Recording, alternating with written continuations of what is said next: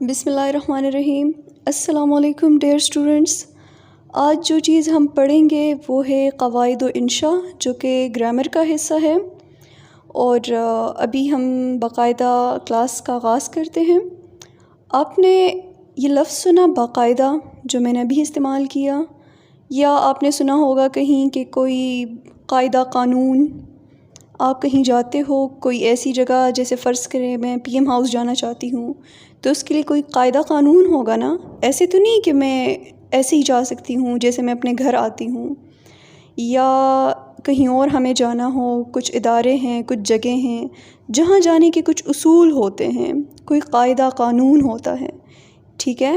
تو یہ لفظ جو ہے، اس کو لے کر آپ کے مائنڈ میں کیا آ رہا ہے کہ کیا ہوگا؟ قاعدہ کہتے ہیں، میں آپ کو سمجھاتی ہوں، قاعدہ کہتے ہیں اصول کو۔ جیسے بھی میں نے کہا کہ باقاعدہ آغاز کرتے ہیں، یعنی کہ ترتیب سے، سلیقے سے، قرینے سے آغاز کرتے ہیں، شروع کرتے ہیں۔ یا میں کہتی ہوں کوئی قاعدہ قانون، یعنی کہ کچھ اصول۔ اسی لفظ کو، اسی معنی کو مد نظر رکھتے ہوئے جو قواعد کا لفظ ہے یہاں پہ گرامر کے لیے استعمال ہوا ہے۔ قواعد قاعدے کی جمع ہے، جس کا مطلب ہے اصول، یعنی کسی بھی زبان کو سیکھنے کے لیے جو بنیادی اصول ہوتے ہیں، جس کو مد نظر رکھ کر ہم کسی زبان کا مطالعہ کرتے ہیں، پڑھتے ہیں، سمجھتے ہیں، لکھتے ہیں، اس کو کہتے ہیں قواعد۔ جیسے آپ جب مدرسے جاتے ہو، بچے جب جاتے ہیں ان کو قاعدہ پکڑایا جاتا ہے، الف بے سیکھتے ہیں، کیونکہ وہ بھی ایک زبان کا اصول ہے نا۔ ایک زبان کو سیکھنے کے لیے جو پہلے وہ جو چیز پڑھتے ہیں اسے قاعدہ کہتے ہیں۔ عربی سیکھنے کے لیے الف بے پڑھتے ہیں، پھر الفاظ وہ حروف کو جوڑتے ہیں، پھر آگے ان کو قرآن پاک باقاعدہ طور پہ وہ شروع کیا جاتا ہے۔ ایسے تو نہیں نا کہ کوئی بچہ جو ہے وہ مسجد جاتا ہے، مدرسے جاتا ہے، اور اس کو پہلے ہی دن پہ جو ہے وہ قرآن پاک کے آگے بٹھایا جائے۔ سب سے پہلے ان کو قاعدہ پڑھاتے ہیں۔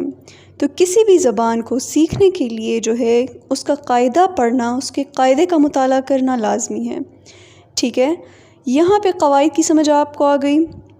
اب ہر ایک چیز کی مختلف شاخیں ہو سکتی ہے، اقسام ہو سکتی ہے، تو اس کا بھی مطالعہ کرنا ضروری ہے۔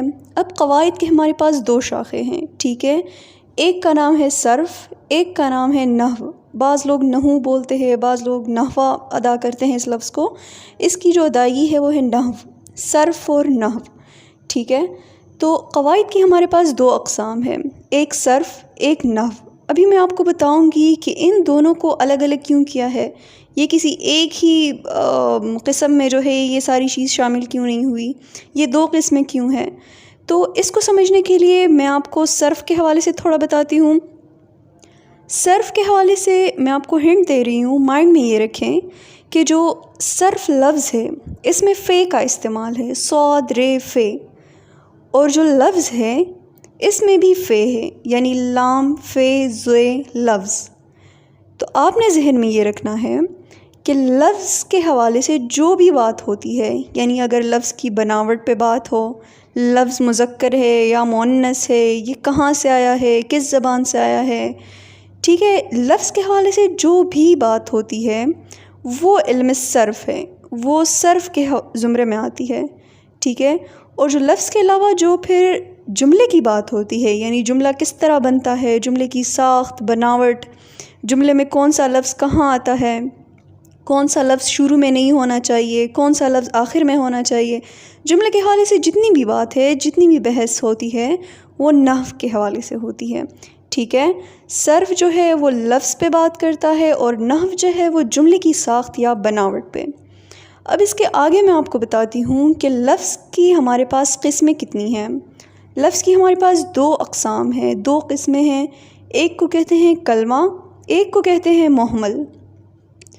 کلمہ ہمارے پاس آپ جب میں پھر سے حوالہ دے رہی ہوں، مثال دے رہی ہوں مدرسے کی، کہ پہلا کلمہ ہم سیکھتے ہیں، کوئی بچہ جو ہے جب وہ ابھی صحیح طرح سے باتیں بھی نہیں کرتا، ہم کلمہ سکھاتے ہیں۔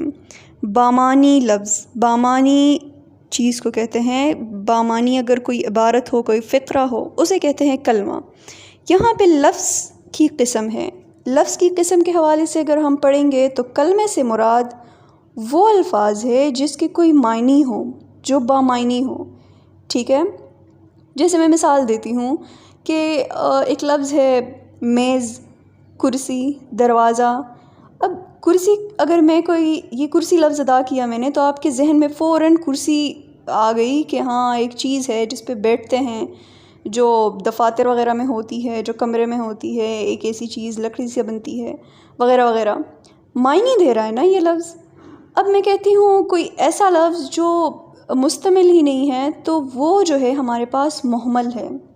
مہمل کا مطلب ہے کہ بے معنی چیز، جس کی سمجھ نہ آئے، ٹھیک ہے۔ ایک شعر ہے، یہ سارے رنگ مردہ تھے تمہاری شکل بننے تک، یہ سارے حرف مہمل تھے تمہارے نام سے پہلے۔ شاعر فرما رہے ہیں کہ تمہارے نام سے پہلے جتنے بھی حرف تھے یہ مہمل تھے، ان کے کوئی معنی ہی نہیں تھی۔ یعنی یہ حروف جب تمہاری نام اس سے بنا ہے تو پھر کہیں اس کو معنی نصیب ہوئے ہیں، ورنہ یہ مہمل تھے۔ خیر، شاعر سے ذرا زیادتی ہوئی ہے۔ آگے جاتے ہیں جی۔ کلمہ، آپ کو دو چیزوں کی سمجھ آ گئی۔ کلمہ ہمارے پاس بامعنی الفاظ اور مہمل ہمارے پاس بے معنی الفاظ۔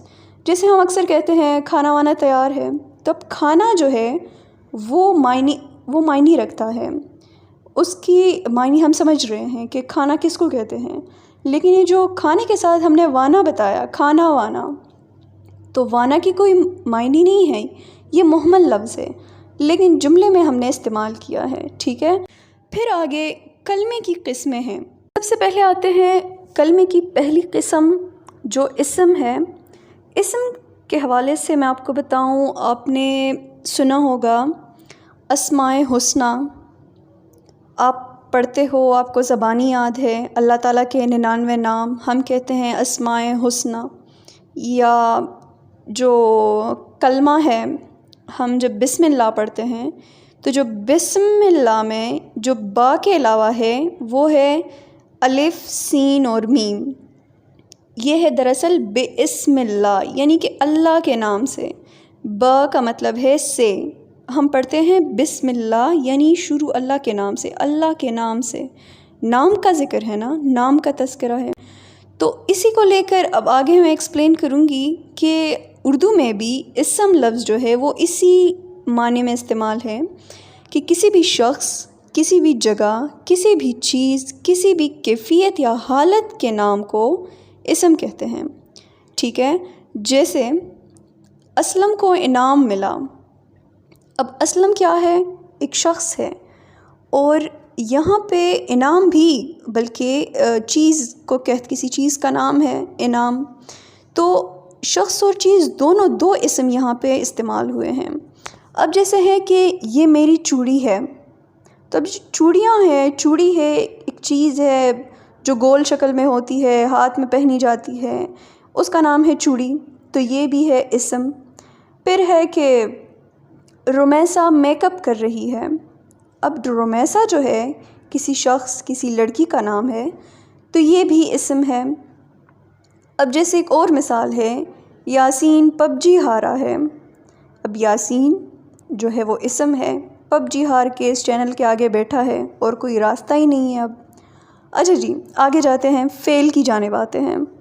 فعل کہتے ہیں کام کو، سمپل کام کو کہتے ہیں۔ پھر ایسا کلمہ جس سے کسی کام کا کرنا یا ہونا ظاہر ہو، اسے ہم فعل کہتے ہیں۔ یہ تعارف ہے، ڈیفینیشن ہے۔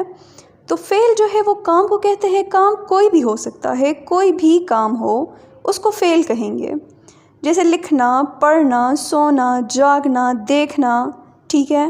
اب جیسے آپ یہ ویڈیو دیکھ رہے ہیں، میں ایک جملہ لکھوں، یہ کوئی ویڈیو دیکھ رہا ہے، تو اب یہ جو دیکھنا ہے یہ کیا ہے؟ یہ فعل ہے، ٹھیک ہے، ایک کام ہے۔